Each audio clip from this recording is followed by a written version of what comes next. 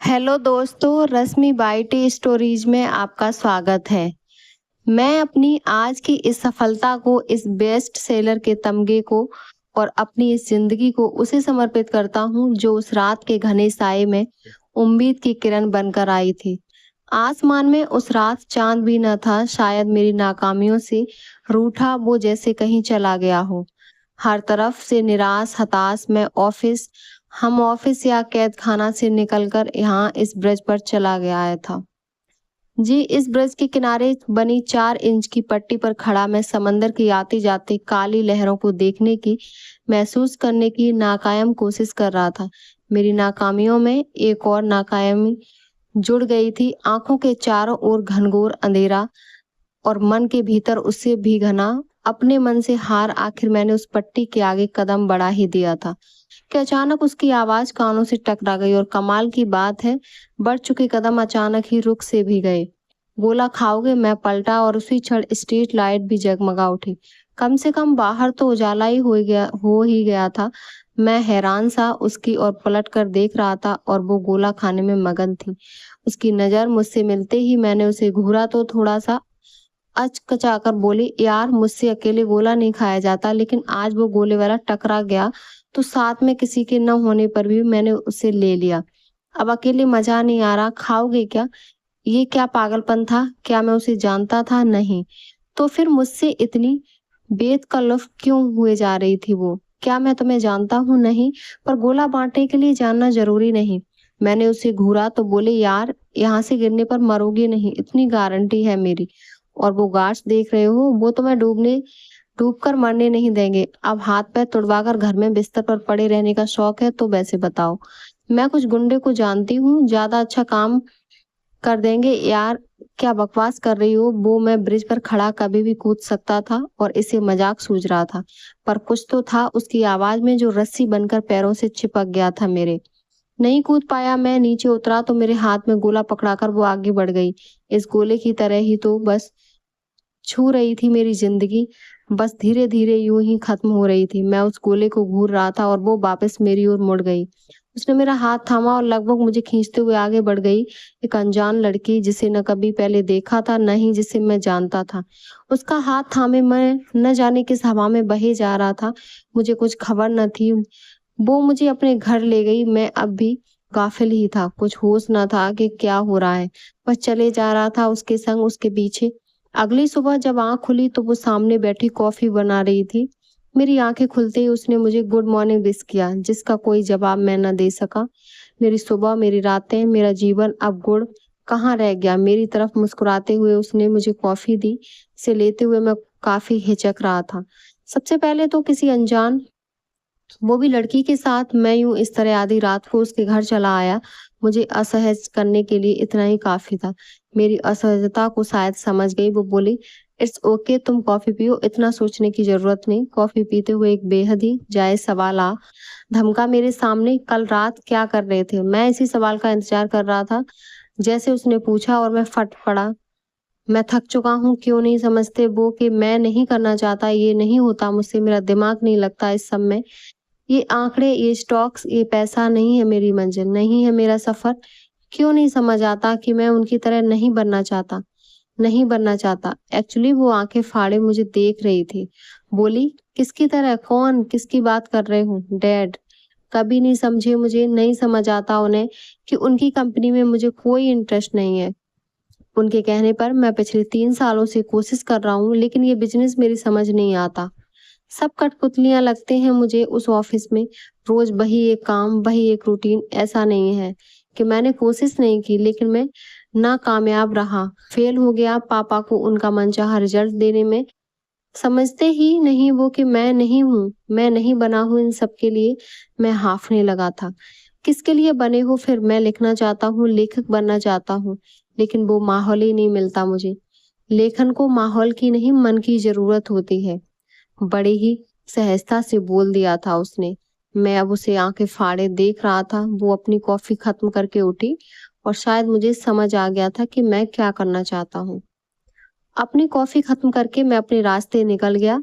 उसका एहसास मन में लिए ग्लास डोर के आगे खड़ा मैं उसे देख रहा था। वो सागर की लहरों की तरह डोल रही थी। उसकी आंखें, उसके हाथ बजते संगीत के साथ बह रहे थे और मेरी आंखें उसके साथ यहाँ वहां डोल रही थी। वो बिल्कुल गाफिल थी अपने नृत्य में और मैं खोया था उसमें। कुछ यूं ही कि अपनी भी खबर न थी मुझे। चंद लम्हों बाद उसका हाथ पड़ा मेरे कंधे पर तो होश आया कि बाहर आ गई थी वो। कैसा था? बस एक सवाल पूछा उसने। मैं क्या बताता उसे कि कैसा था? बस नजरें झुकाकर सिर ही हिला सका। खिलखिला उठी थी वो। उसकी हंसी ले जा रही थी मुझे कहीं दूर। अपनी झल्लाहटों से, अपनी नाकामयाबियों से दिन बीत रहे थे। ऑफिस में मेरा ध्यान अब लगने लगा था।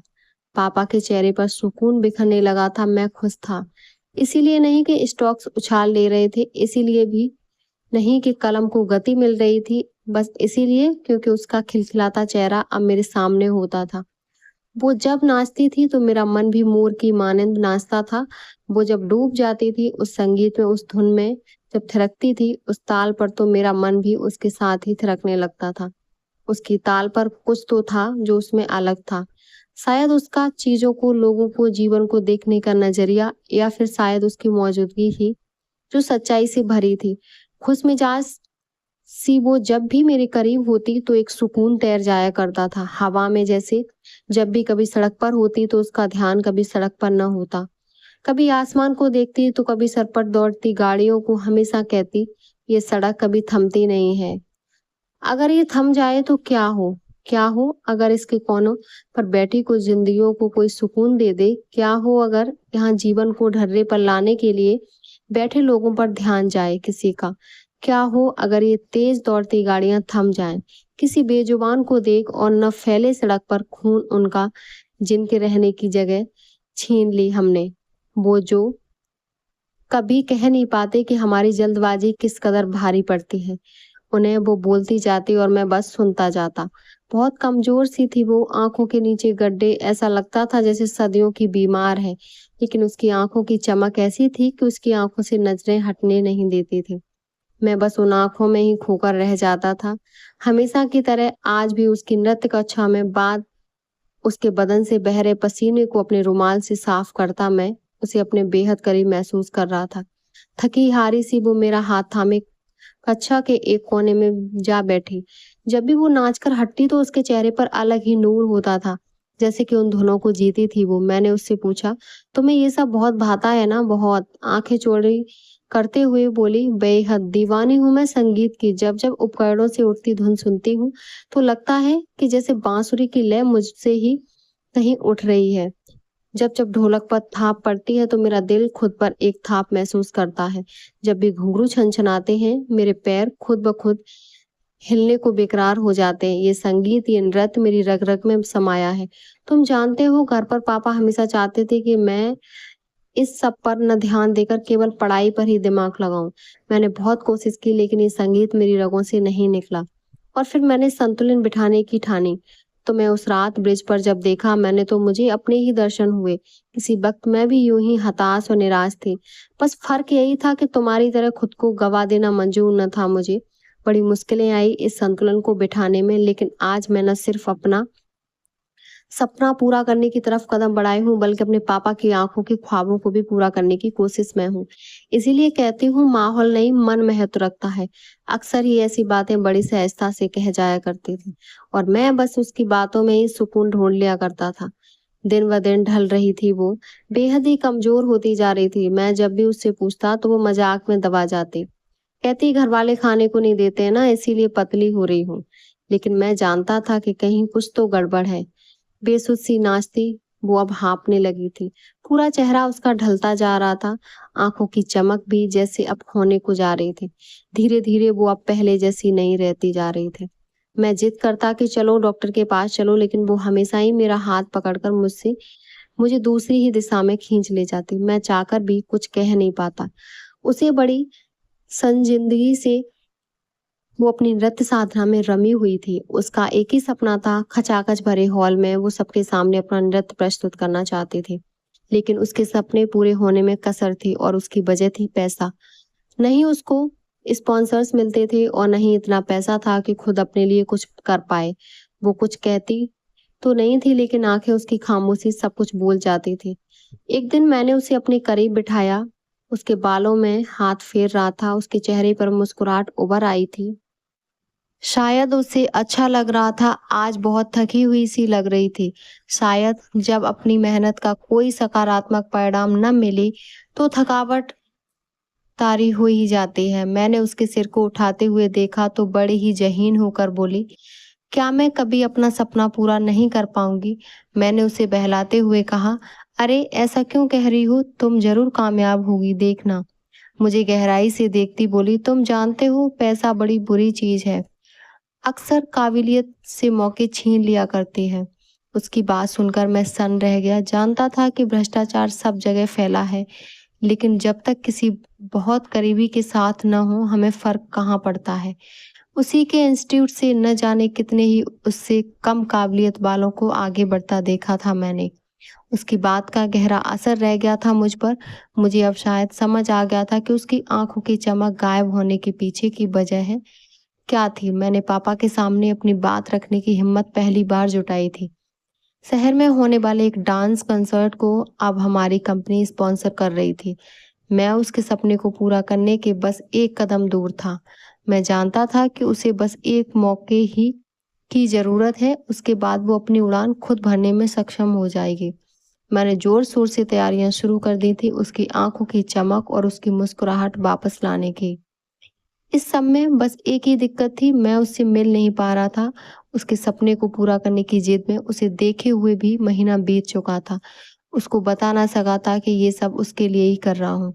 उसके आत्मसम्मान को गिराकर उसके सपने नहीं पूरे करना चाहता।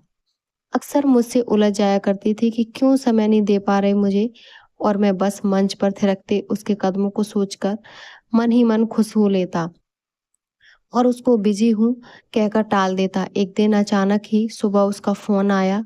उसकी खनखनाती आवाज आज ज्यादा ही खुश सुनाई पड़ रही थी। लगभग चीखते हुए बोली थी वो, मुझे मौका मिल गया आज सुबह ही सर। उसकी नृत्य शिक्षक का फोन आया, आने वाले शहर के सबसे बड़े कंसर्ट में मुझे परफॉर्म करने का मौका मिल रहा है। I am feeling like on top of the world. मैं बहुत खुश हूँ। तुम आज मिल सकते हो क्या? मैं बस पीछे दीवार से सिर टिकाकर ही रह गया था। ये खुशी, ये खनक ही तो मैं सुनना चाहता था। आज आखिर मुझे वो मिल ही गया था जो मैं चाहता था। उसके कदम थिरक रहे थे, आज फिर बेसुध होकर वो नाच रही थी। उस बड़े से हॉल में उबल पड़ने को तैयार भीड़ के बीच आज उसका सपना पूरा हो गया था। उसकी साधना मंजिल तक पहुंच गई थी। संगीत खत्म होने पर तालियों की गूंज ने पूरे हॉल को गूंजा दिया था, लेकिन वो तालियों की गूंज ज्यादा देर टिक न सकी। अपने कत्थक के आखिरी फेरे लेते हुए तालियों की गूंज के बीच गस खाकर वो गिर पड़ी। पूरे हॉल में सन्नाटा सा पसर गया। मैं उसे अब गोद में लिए कार की ओर बढ़ चला था। नाक से उसके खून बह रहा था। ऐसा लग रहा था कि एक और नाकामी मुझे जकड़ने को तैयार खड़ी थी। बीप बीप बजती मशीनों के बीच घिरी वो मुश्किलों से सांस ले पा रही थी। मेरी आंखों से शिकायतें बह रही थीं। उसकी आंखें खुली तो बस इतना ही कह पाया था, मैं, तुम जानती हो ना। उसने कोई जवाब नहीं दिया था। तब भी मैं समझ गया क्यों किया ये सब। तुम जानती थी कि तुम्हारे लिए ज्यादा चलना भी कितना खतरनाक है, और फिर ये सब करने का रिस्क क्यों लिया? कांपते होठों के साथ बस यही कह पाई हूँ, मेरा सपना अधूरा कैसे छोड़ देती। मैं जाने से पहले जीना चाहती थी। मैं बस इसीलिए अब सुकून से मर सकूंगी। तालियां रिकॉर्ड तो हो गई होंगी। उसकी बुझी आंखों में भी चमक उतर आई थी। उसे ब्लड कैंसर लास्ट स्टेज पर थी वो। जब उसे मालूम चला उस बड़े से शहर में इलाज के लिए उसका नंबर आने तक वो लगभग समाप्त हो चली थी। दवाइयों का असर नहीं था और कीमो के लिए पैसे नहीं थे। क्यों नहीं उसने मुझे बताया? अगर मैं उसके इतने भी काम न आ सका तो फिर मेरी मौजूदगी का क्या फायदा था? खुद पर भी चिढ़ थी मुझे। क्यों मैंने उससे जबरदस्ती नहीं पूछा? मैं उसका हाथ अपने हाथ में थामे बस बैठा ही रह गया। 6 महीने के इलाज और कीमो के बाद भी मैं उसे बचा न सका, लेकिन मेरे मन में खुद को बसा गई थी वो। जाते जाते भी अपने सपने के लिए जीने का हुनर सिखा गई थी वो। कोई भी काम को करने के लिए माहौल की नहीं, बस मन की जरूरत होती है, इसका एहसास पुरजोर करा गई थी वो। मेरी ये किताब उसी चलती सड़क के किनारे बैठे लोगों का दर्द है, उनकी तकलीफें और उनका समाधान उपलब्ध कराती है। उसके साथ रहकर उसकी आंखों से मैं जितना इस सड़क को, इसकी तेजी को और इसके लोगों को देख सका, वो सब कलम के जरिए कागज पर उतार दिया मैंने और कर दी है शुरुआत अपने सपने को पूरा करने के सफर की। उम्मीद करती हूँ मेरी कहानी आपको पसंद आई होगी। अपना विचार कमेंट बॉक्स में जरूर बताएं और हमारे चैनल को सब्सक्राइब करें। धन्यवाद।